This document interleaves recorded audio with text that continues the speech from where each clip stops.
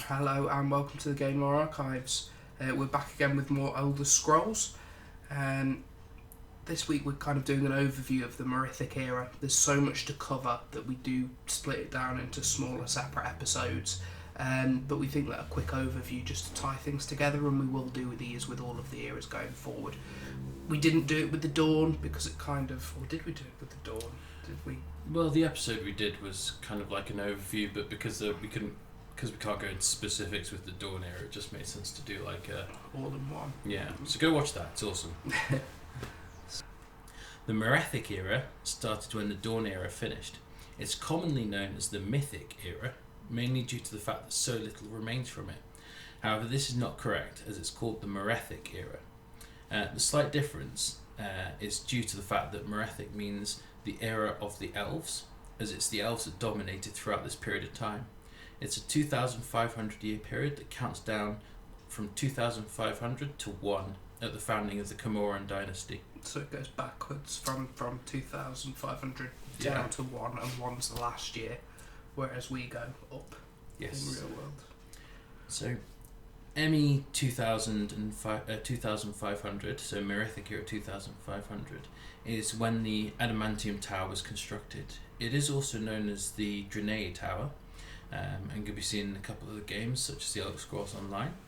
It's the earliest known structure in Tamriel, and it's where the Aedra decided on Nirn's natural laws and Lorcan's fate. Throughout the early years of the Merethic era, beastfolk lived across Tamriel relatively undisturbed. About halfway through that era, the elves fled Aldmeris, their fabled homeland, which now many believe to only be a myth. It was a continent to the south of Tamriel, and was swallowed by an unknown apocalypse in a similar way to Atlantis. However, barely any information survived to describe or tell us where it is. Everywhere the elves settled, the beastfolk were displaced. It was this time the White Gold Tower was built, and others like it erected across the land. In the late Merethic era, there was a power struggle within the elves. The prophet Velothi led the Chimna to Residin, which would later become Morrowind, and encouraged ancestor worship, which was at odds with the current Aldmeri traditions. Trinimac, considered the most powerful Aedra, and often more worshipped over even Ariel or Akintosh, as he is known to man, tried to prevent this splintering from happening, and gathered his supporters to do this. Boethia, who was orchestrating the Velothi movement, convinced Trinimac to get into his mouth. The Daedra then spoke as Trinimac and told all the people he could gather that the Aedra were liars. He even said this as Trinimac, that he was the biggest liar of all of them. He then taught them the skills that they would need to live a life away from the rest of Aldmeri. Boethia expelled Trinimac from his body to prove the truth of what had been said, and the people who were warped by the corruption then became the Ozma, the Orcs. The Orcs were not the only ones twisted. Trinimac was so badly affected that while inside Boethia he became the Daedric Prince Malekith. The Orcs continued to worship Malekith, and they were banished to eke out a living wherever they were tolerated to settle. As the Chimna reached their promised land of Morrowind, they coveted the Dwemer's lands and resources. They also detested their secular culture and blasphemous texts. This escalated in raids and territorial disputes between the Chimna and Dwemer. As the Merethic era progressed, Velothi culture began to decline.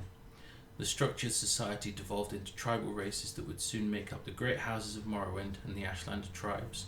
The only remnants left of Velothi were the Velothi Towers and the Ashlander nomads. In the Merethic era, the race of man was scattered to 3 other continents of Nirn: the Akaviri of Akavir to the east of Tamriel, the Atmorans of Atmora to the north, and the Redguards of Uconda to the west. Sometime between ME 1000 to ME 800, man began to settle in Tamriel. This came to head when Ysgramor came over from Atmora. Up till this point, the humans and the snow elves lived side by side. However, they decided that the human population had grown too large and would become a problem. They culled the human population. Ysgramor fled with his 2 sons, but came back with 500 companions to seek a bloody revenge that decimated the Snow Elves. At the end of the Merethic era, King Epler Camoran of the Bosmer declared himself independent from Somerset, as did the Aelids of Cyrodiil. This marked the end of the Altmiri dominance in Tamriel and the end of the Merethic era. And that's really the quick overview of the Merethic era. Subscribe and watch more episodes and we'll go more in depth. We'll be discussing most of the races in this era and their individual backstories and how it ties all together.